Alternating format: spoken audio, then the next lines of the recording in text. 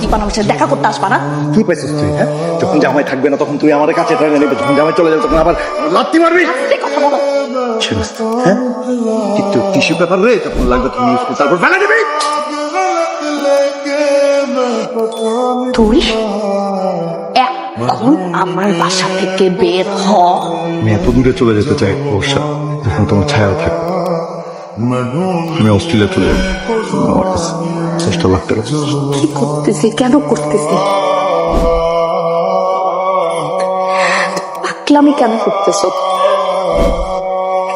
পাগলামি করিল না, ভালো তো আমি খুব আসছি, বিয়ে তো আমিও করতে চাইছি, এখনো চাই।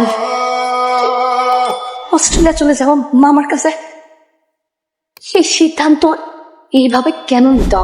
বর্ষা, বর্ষা, কি ব্যাপার? কি খোলা রাখছো? এই ব্যাপার, তুমি চলে আসলা যে? সেদিন তো মিস করছি। মিস করার পরে মনে হয়েছে যে আজকে আর না যায়।